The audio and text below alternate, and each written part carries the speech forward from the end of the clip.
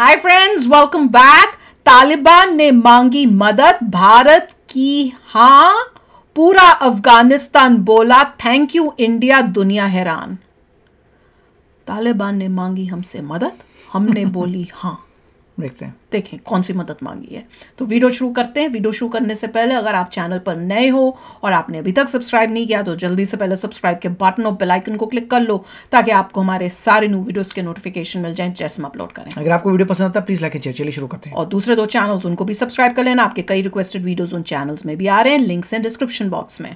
दोस्तों, Chabahar port को लेकर एक बहुत बड़ी जानकारी सामने आई है और इस जानकारी के सामने आने से पाकिस्तान को मिर्ची लगना तो तय है, क्योंकि तालिबान की प्रवक्ता ने हाल ही में एक जानकारी पूरी दुनिया को दी कि अफगानिस्तान के एक्सपोर्ट और इंपोर्ट को चाबहार पोर्ट के जरिए बढ़ावा दिया जाएगा। ये पोर्ट भारत का है और इसे भारत के द्वारा ही ईरान में बनाया गया है। ऐसे में पाकिस्तान जहां ये सपने संजोए बैठा था कि अफगानिस्तान में तालिबान सरकार आने से उसके रिश्ते घनिष्ठ और मजबूत हो जाएंगे, लेकिन ये सब उसकी सोच के विपरीत होता नजर आ रहा है, जिसके बारे में हम आगे की वीडियो में बात करेंगे। वहीं दोस्तों, हमारी दूसरी खबर रूस से तेल खरीदकर भारत को तगड़ा प्रॉफिट हुआ है उसको लेकर है, क्योंकि भारत ने तकरीबन $2.7 बिलियन की बचत की है, जिसका आंकड़ा अब सभी के सामने आया है।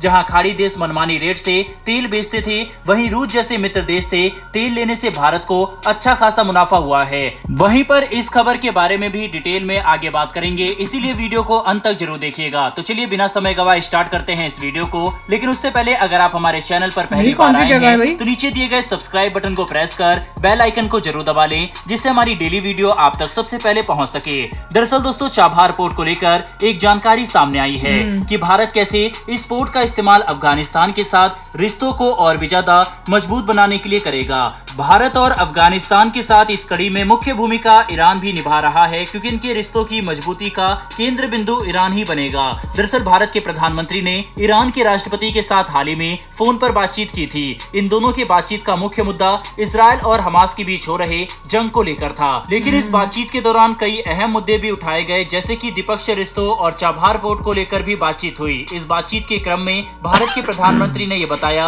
कि चाबहार पोर्ट को लेकर जो प्रोग्रेस हुआ है उसको लेकर दोनों देश संतुष्ट है और आने वाले समय में भी उस दिशा में काम करेंगे। चाबहार पोर्ट काफी ज्यादा मुख्य भूमिका निभाता है भारत के लिए, और ऐसे में हाल ही में जब भारत और ईरान के बीच बातचीत हुई तो अफगानिस्तान सरकार का भी एक डेलीगेशन ईरान पहुंचा हुआ था। और अफगानिस्तान में तालिबान का शासन है, तो वहां के डिप्टी पीएम ने ईरान के डेलीगेशन से बातचीत की और इनके बीच कई सारे मुद्दों को लेकर बातचीत हुई। तालिबान के डिप्टी पीएम और ईरान के डेलीगेशन से मुलाकात के बाद तालिबान के प्रवक्ता द्वारा कुछ जानकारियां दी गई। उसमें एक जानकारी ये भी थी कि अफगानिस्तान के एक्सपोर्ट और इंपोर्ट को चाबहार पोर्ट के जरिए बढ़ावा दिया जाएगा, यानी कि उस चाबहार पोर्ट का इस्तेमाल किया जाएगा जिसे भारत ने ईरान में बनाया है। चाबहार पोर्ट की बात करें तो भारत ने ईरान के चाबहार पोर्ट को यूरोपियन देशों में शिपमेंट को पहुंचाने के लिए विकसित किया था। चाबहार पोर्ट अरब सागर के किनारे स्थित है। यहाँ पर शिपमेंट के सामान को ईरान और अर्मीनिया के जंगेजूर कॉरिडोर के रास्ते यूरोपियन देशों तक सड़क के रास्ते भेजने का काम चल रहा है। भारत देश ने कई शिपमेंट की खेप इस रास्ते से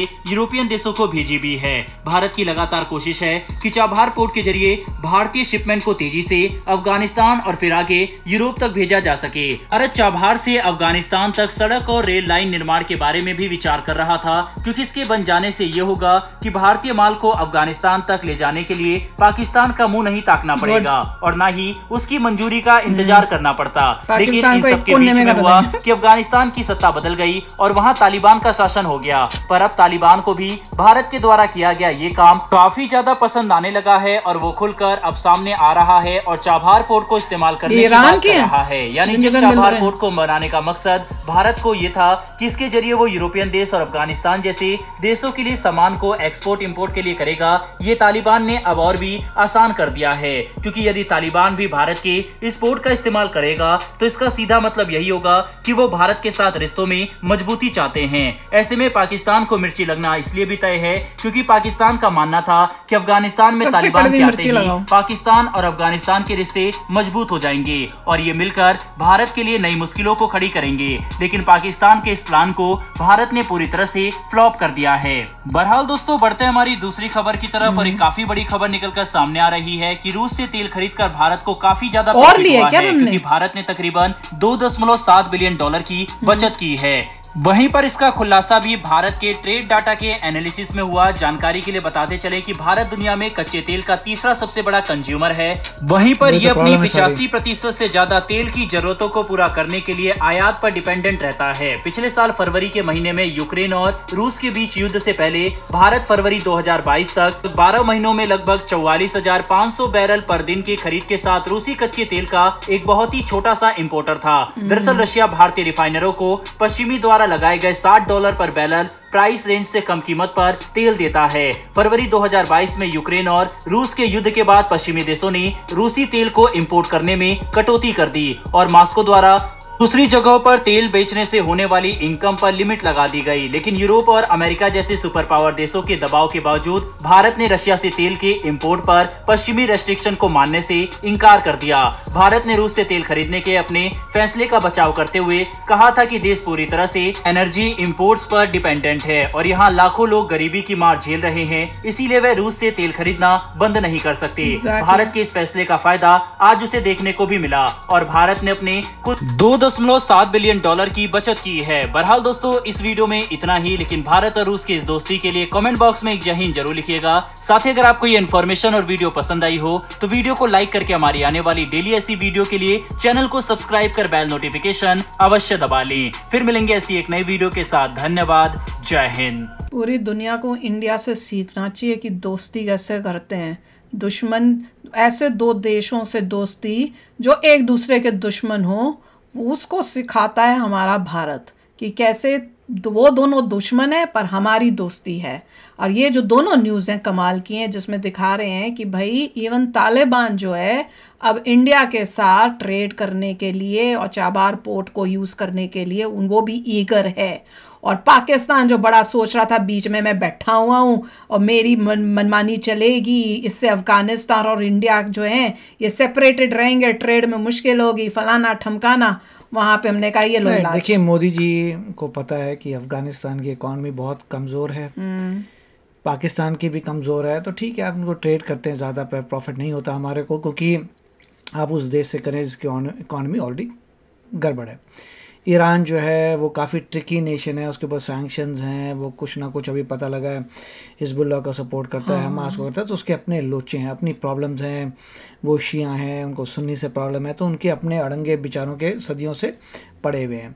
ठीक है, उनको हम ट्रेड करते हैं, मगर कई बार उनने ईरान और इंडिया के बीच में प्रॉब्लम्स आई थी, जब उन्होंने मना कर दिए थे, ऑर्डर्स कैंसिल कर दिए, तो कुछ चलता रहता है। जैसे से इंडिया यूएसए के पास जाता है, वैसे ईरान को प्रॉब्लम होती है तो वो कबाड़ा करता है।